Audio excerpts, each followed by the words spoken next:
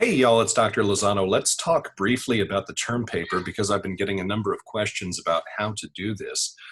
First and foremost, you need to log into Canvas and go to the assignments page and check out the assignment for the term paper. And you can access it through assignments. You can also go to the syllabus and get it, or you can go to the grading portal and click the assignment and it will take you right to it. First thing I'm going to advise you to do is please read very carefully through the assignment instructions. I've been teaching this course for a very long time, and it tells you step by step in very great detail, almost laborious detail, exactly what to do. So take your time, read carefully, please don't skim them, definitely don't skip them, and think about what this paper is going to mean to you. It is a fairly good sized chunk of your grade, it's 25%. It is due the 27th of April this year, so make sure you get it done by then. Let's just kind of jump in here. So this is a study of moral philosophy, of ethics, and you're expected to be able to express your thoughts philosophically. And so that's going to show that you can demonstrate the vocabulary as well as the concepts to really make sure you're doing academic philosophical inquiry and discussion, and then correctly apply practically the concepts that we've discussed and studied. And you're going to be writing this in a level that is reasonably expected of a college student. Now, a couple of things. This isn't an English paper and it's not something for your social sciences. So you're not doing this in a narrative or descriptive fashion. You're doing this in what I've termed an argumentative paper. Now, a couple of clarifications, because this is a frequently asked question. That does not mean you're arguing with me. That does not mean you're arguing with the philosopher that you choose, but rather that you're presenting valid premises that will lead to valid conclusions. Excuse me. That's going to be the most important thing here. This is not an opinion paper. I should not know your opinion on whether or not you think your philosopher is correct or false, whether or not you think that the moral issue you're discussing is moral, immoral, or any of that. You are simply presenting me with information to show me that you understand your philosopher well enough to apply their thought practically. Now, let's kind of jump in here. What you've got is you're going to submit your paper in Word, so a .doc or a .docx format, or a PDF, an Adobe PDF. Canvas does not play nicely with Google Docs. It will screw up the formatting. So if you're working in Google Docs, what you need to do is print your paper to a PDF and submit that, okay?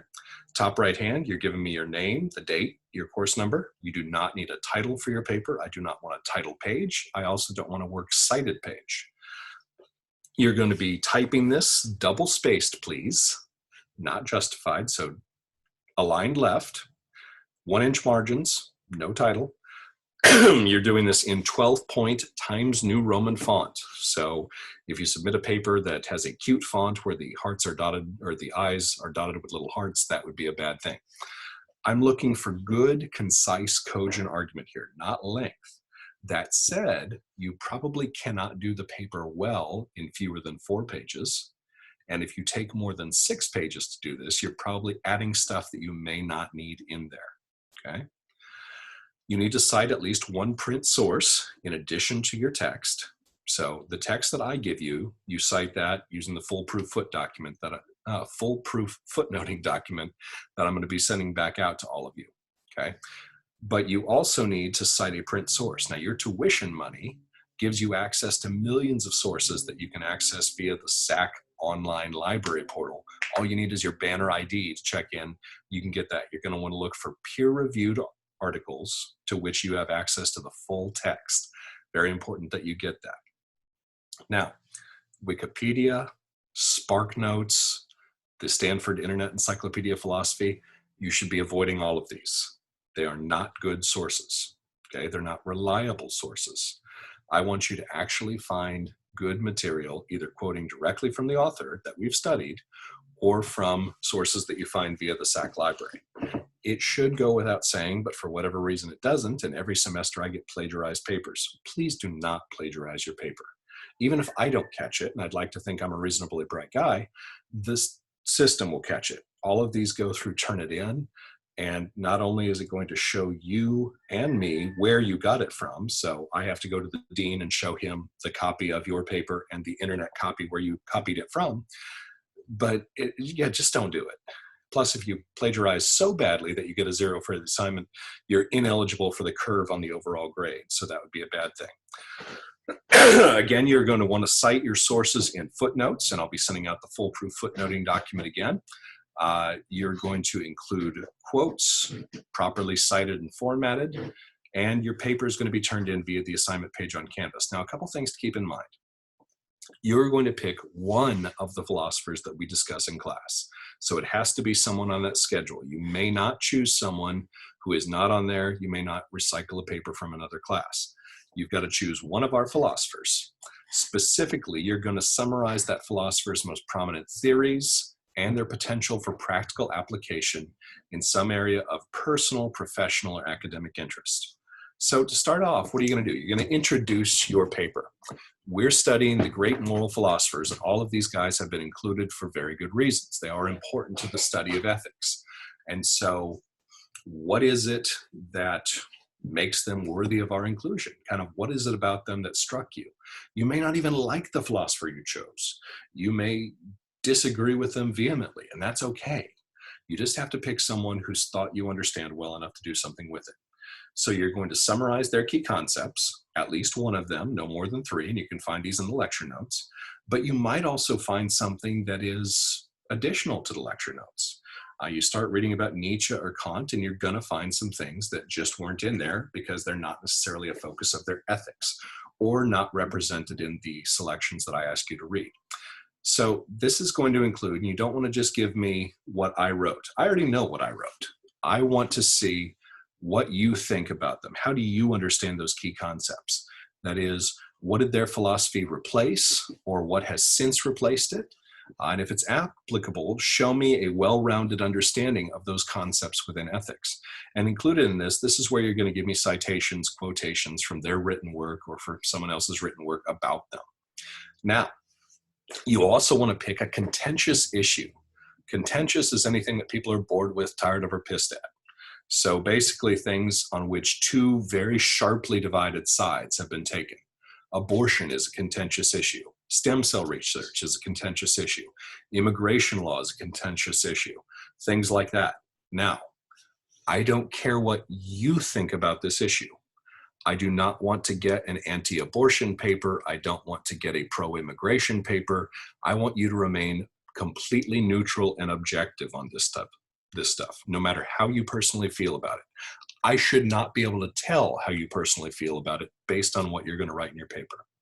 So what you're going to do is you're going to tell me side A thinks this, side B thinks this, and why. Now, that's it.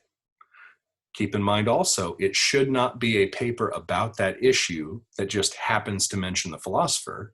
It needs to be a paper first and foremost about the philosopher that includes this issue. Final thing you're going to do is, how would you apply that philosopher's thoughts or their concepts or their ideas to the issue? So what would Immanuel Kant say about abortion? What would Aristotle say about illegal immigration? Things like that, okay? Show me that you understand their thought well enough to do something with it. And included in this, you're going to give an example of a hypothetical situation, of a case study, something. How would it be applied? How would it be resolved? You don't have to solve the issue. If we were solving it, we wouldn't be discussing it in the first place. And then finally, you're going to wrap up your term paper by summarizing or tying together those salient points. What were those key concepts? How did they apply to the issue? What was the outcome? And you're doing this in 4 to 6 type double-spaced 12-point Times New Roman font pages. You should be able to do this well in 4 complete full pages. If you cannot fill those 4 pages, you're probably not reading enough about your philosopher. If you feel the need to go beyond 6 pages, you're probably trying to include information that I don't necessarily need or that doesn't fit the prompt, okay? This is not a biographical paper, so I don't need to know that Kant or that Aristotle was born in Stagira and that he had a beard or anything like that. This is an academic paper written from an academic perspective. So you should assume that I know the basics of these things, but you want to give me information to show me that you understand the basics of these things. Down at the bottom, you have got the rubric according to which you're going to be graded for this assignment. So it's going to be basically in 5 categories.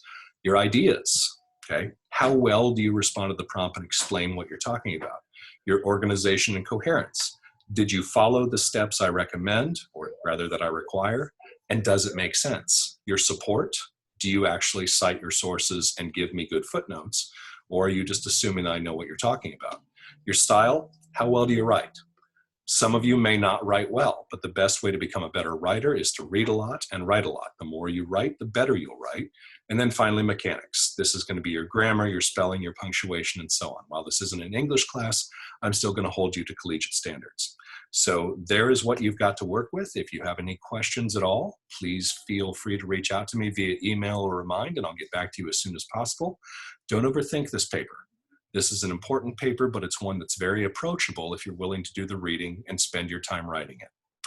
That's all I've got for you. Thanks, and bye-bye.